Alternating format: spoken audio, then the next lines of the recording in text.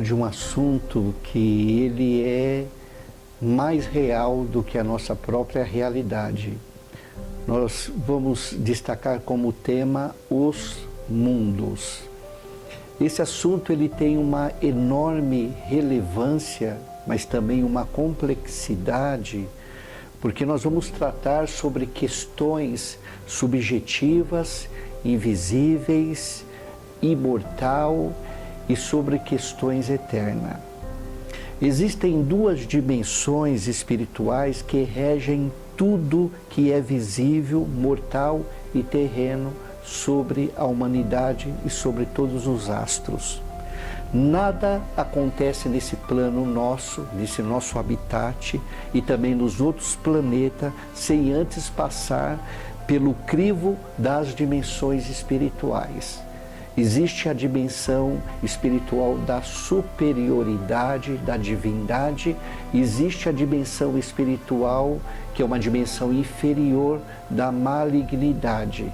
E essas duas dimensões, elas têm uma influência direta, né, no nosso habitat, principalmente a segunda dimensão, porque ela atua para descredenciar, para desqualificar, para matar, roubar e destruir a essência da vida e do ser. E a dimensão superior, ela controla todas as coisas e absolutamente nada passa desapercebido desse crivo, dessa maestria, dessa grandeza, dessa dimensão superior que criou todas as coisas. Portanto, é muito bom nós entendermos e compreendermos que quando nós observamos as pessoas e quando nós interpretamos as suas ações, a gente nunca tem a competência de ter um diagnóstico fechado, porque existem interferências espirituais por trás daquelas ações, porque o sistema que foi instaurado dentro desse plano inferior, que é o nosso plano terreno, que é um plano frágil, flexível, mortal, destrutível, esse plano ele vai expressar as ações dessas duas dimensões espirituais. Portanto, nada, absolutamente nada acontece nesse plano terreno sem antes passar pelo crivo das dimensões espirituais. Ou seja, o plano espiritual, ele é mais real do que a nossa própria realidade. O bem e o mal, ele se manifesta através da nossa espécie e ele cria um corpo, uma forma, um espaço, uma energia, uma crença, uma ideologia e padrões e estilos de vida. Podemos citar aqui um fato isolado. Isso é apenas, vamos dizer, uma gota de água dentro de um oceano. O Estado Islâmico. O Estado Islâmico, ele é uma ideologia, é um estilo de vida, é uma filosofia.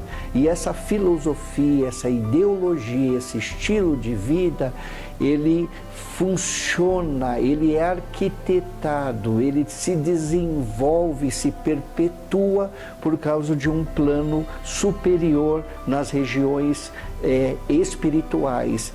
E este plano é um plano inferiorizado, por isso que eles fazem essa devassa que eles estão fazendo, é apenas um fato isolado diante de uma imensidão e uma grandiosidade que vai muito mais além, não apenas de um fato isolado. Ou seja, esse mal, ele também está dentro de nós, assim como o bem dentro da nossa estrutura, da nossa alma. E a nossa estrutura da nossa personalidade, no nosso segundo atributo, o mal ele se fortalece e se alimenta do nosso lado perverso, que é o nosso lado externo, alimenta o nosso lado interno e ele se multiplica à medida que nós deixamos ser alimentado por esta perversidade desse sistema externo que tem uma influência das dimensões inferiores espiritual. Portanto, o lado bom, ele não se alimenta do nosso lado bom, mas ele fortalece o nosso lado bom e nos leva a melhorar a cada dia o nosso estilo de vida e fazer nós, seres humanos, melhores. Por quê? Porque o nosso lado bom, ele nunca vai violar, violentar, estrupar as nossas ideologias, os nossos pensamentos, a nossa grandeza, a nossa perversidade, porque ele sempre vai bater na porta e pedir licença, porque sempre para o lado soberano, a última palavra em relação à vida que foi nos dada é nossa, e nós somos e temos essa responsabilidade. Já o lado inferior, ele não pede licença, ele já arromba a porta da nossa interioridade violenta e faz o estrago, e aí está o retrato fiel e fidedigno que nós estamos vivendo da humanidade como um todo, mesmo entre povos, nações, culturas, línguas, ideologias e etc.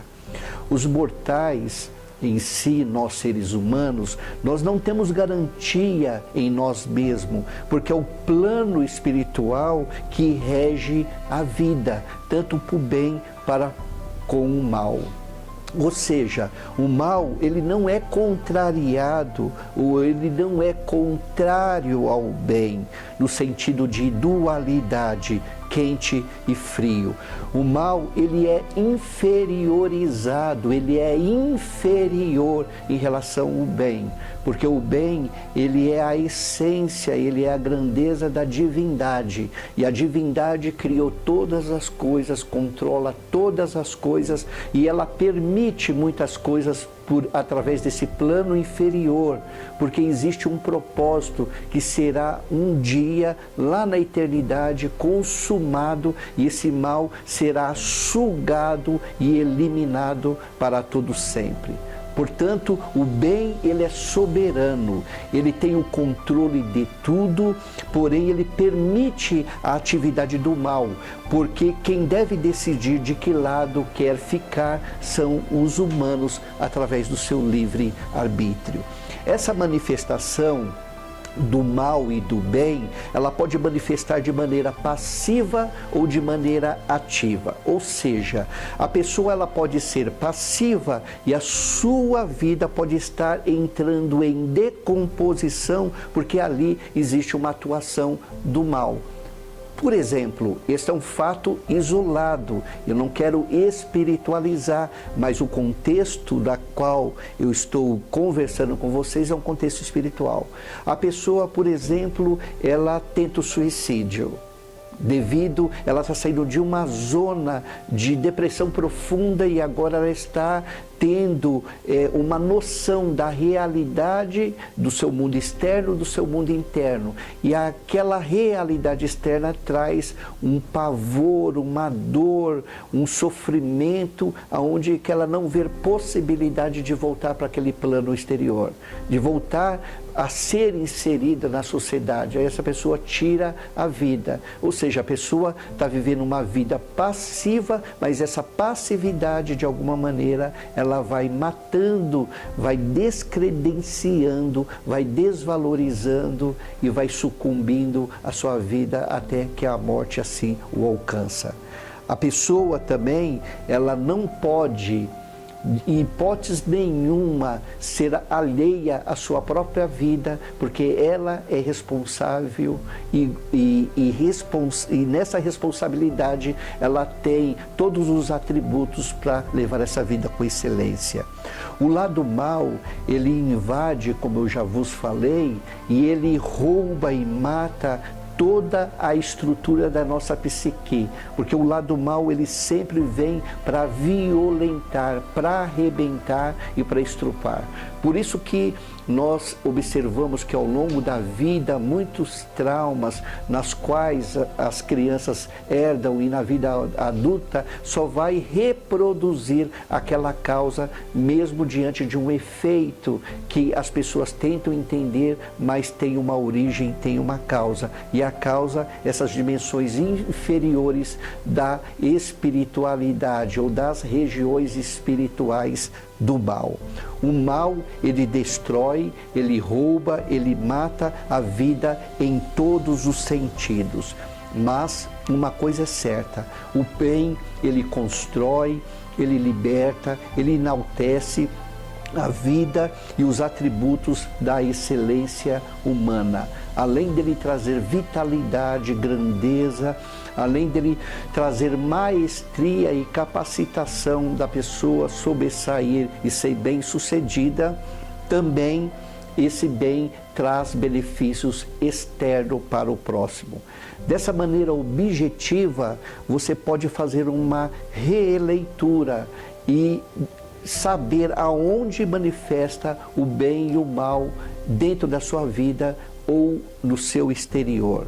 Esta deve ser uma leitura não para você fazer julgamento de si mesmo ou fazer julgamento do seu próximo e tirar um juízo para de alguma maneira o condenar e punir, mas saber que é melhor para a sua vida você amar do que você odiar. E em cada área da vida, tanto da vida interna como da vida externa, você pode fazer essa autoavaliação. O termômetro que tem a excelência de fazer uma medição separando o joio do trigo é o amor ágape. E em uma das minhas reflexões eu falo sobre o amor ágape. Portanto, pare, pense, analise e reflita.